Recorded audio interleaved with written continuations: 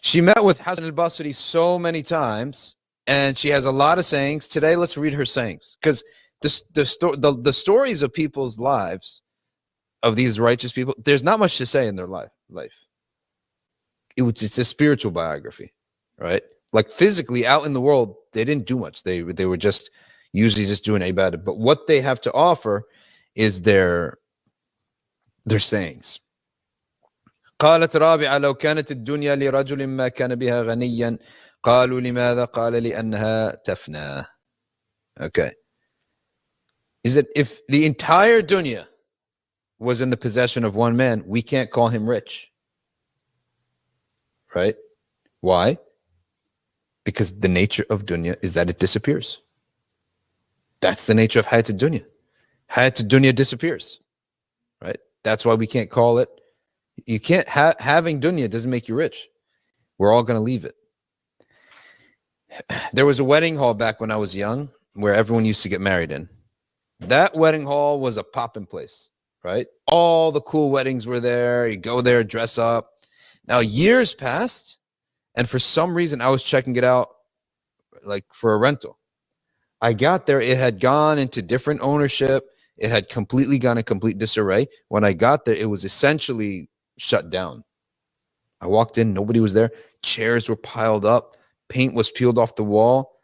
And when you see something that was popping when you were young, fast forward 5-10 years, and you go there again, and it's in complete disarray, it almost feels like, subhanAllah, that's hayat dunya. It's going to be gone. It's going to be finished. She said, إلهي أنارت النجوم ونامت العيون وغلقت وخلى كل حبيب بحبيبه وهذا مقامي بين يديك. She said, oh my Lord, the stars are shining bright. All the eyes are closed and all the kings have closed their doors. Every lover has gone in private with their beloved. And this is my maqam between your hands. In other words, every husband's gone to his wife, every wife with her husband. All the doors are shut, no more business, no government business, no private business. No one can go out, it's all dark. The only light is in the stars, and everyone's with themselves. But this is my maqam is with you.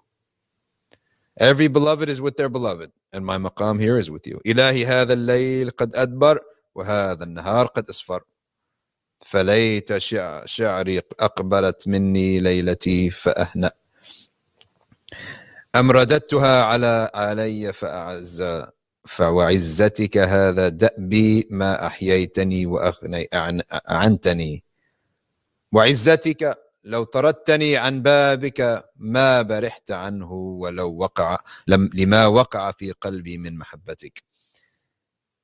Basically, she is saying essentially here the night has come and the beginning of her life begins at night with the ibadah. And then she goes on and she's saying that essentially if I was to be turned away from your door, right, there will be no way for me, there will be no turning me away. I'm going to keep coming back. I'll keep coming back. Ya Rabbi, atahriqu bin nari qalban yuhibbuka. Will you put in the fire a heart that loves you? Walisanan yadhkuruka, and a tongue that remembers me. And a slave who fears you. Right? In other words, fears disobeying your rules. سوف أتحمل كل ألم وأصبر عليه. I'm going to bear with every pain and I'll be patient. This is her. See, you're wondering, where does this piety come from? It comes from dhawq. There's a concept you have to understand called dhawq, which is when you go into this ibad and you've made sacrifice for Allah subhanahu wa ta'ala, dhawq is the concept that you have a taste of the sweetness of iman inside of you. That is the result of efforts in dhikr and ibadah and taqwa. And when they have that dhawq, all this hayat dunya starts to have no meaning. And the only meaning of hayat dunya is when you perceive it as a gift from Allah. Right? That's it. The only value you have of any dunya is that you perceive it as Allah's gift. ولكن عذابا أشد من هذا العذاب يؤلم روحي ويفكك أوصال الصبر في نفسي منشأه ريب يدور في خلدي هل أنت راض عني. She said, but there is a punishment, there is a torture worse than all the tortures of the fire and all the tortures of hell. And that is the question of, are you pleased with me? For that is my true goal. In other words, she's saying safety of the body is not what I'm worried about. I'm worried about, is Allah pleased with me or not? Sayyidi bika taqarrab al-mutaqarribuna fil khalawat. Right? By you, people have drawn near to you in private. وَلِعَظَمَتِكَ سَبَّحَ الْحِيتَانِ فِي الْبِحَارِ الزَّاخِرَاتِ. Even the fish in the sea are praising you. وَلِجَلَالِ قُدْسِكَ تسافقت أمواج المتلاطمات أنت الذي سجد لك سواد الليل وضوء النهار. The darkness of the night prostrates to you. Likewise, the illumination of the day. والفلك الدوار والبحر الزخار والقمر النوار. So all of these things, the moon, the stars in the sky, the oceans are all in prostration to this creator. وكل شيء عندك بمقدار. Everything by you is measured. لأنك الله تعالى علي قهار. All right, for you, Allah, the dominant. Sufyan al-Thawri says to Rabi'a, ما حقيقة إيمانك? What is the reality of your iman? فقالت له ما عبدته خوفا من ناره ولا حبا لجنته فأكون كالأجير السوء بل عبدته حبا وشوقا إليه. He says, now this is very important to understand because many think it's heretical, but it's not. He said, I didn't worship him out of the fear of his fire or the desire of his paradise, but out of love for him.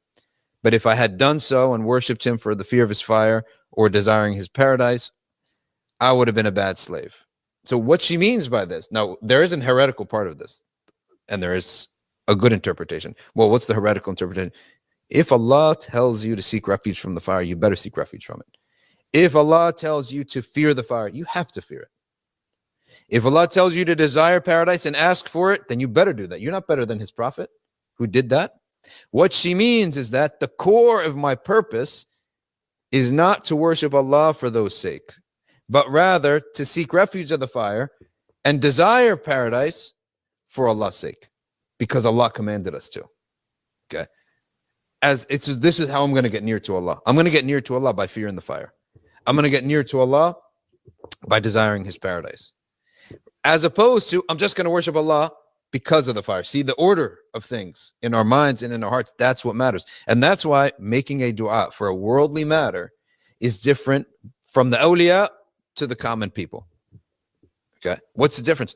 The common person, he just worship Allah in order to attain a worldly matter. So Allah is a means and the world is the end. But the awliya, they realize, my heart, I know my heart. It will be more filled with the gratitude to Allah if he was to give me this generosity, if he was to give me this. So the dunya becomes his means and Allah becomes his ends. That's the difference between the dua and the raja of the awliya and the dua and the raja of the awam. Awam is like the common believer. Now, the common believer is not necessarily a bad thing, right? It's accepted because there's iman there. But there is maqamat. Allah subhanahu wa ta'ala tells us in Surah Al-Waqi'ah, there's muqarrabeen and there's ashab al-yamin. Muqarrabeen, those who are near to Allah. Ashab al-yamin, righteous people. It's a big difference. And that's why if the concept that I know my heart, if Allah was to give me this, my heart will be so full of gratitude for the rest of my life, I'm going to just be in ibadah. Right? I'm going to be khalas. My cup is full from the generosity of Allah, and my heart will be solely dedicated to him. So you've made the dunya as a means, and Allah is your end. That's the dua and the raja. The raja means hope and desire of the awliya. And the common person, he's got the opposite. His goal and his means is some matter of dunya, and Allah is just a methodology to get there. So he swapped it. Both are accepted. Even the one, he just uses Allah as his methodology. Or this is my way, my tool to get my dunya is to worship Allah. That's acceptable because you're showing iman. You're doing ibadah. You're doing dhikr. هتف رجل من العباد اللهم رضى عني قالت رابعة لو رضيت عن الله لا رضي عنك.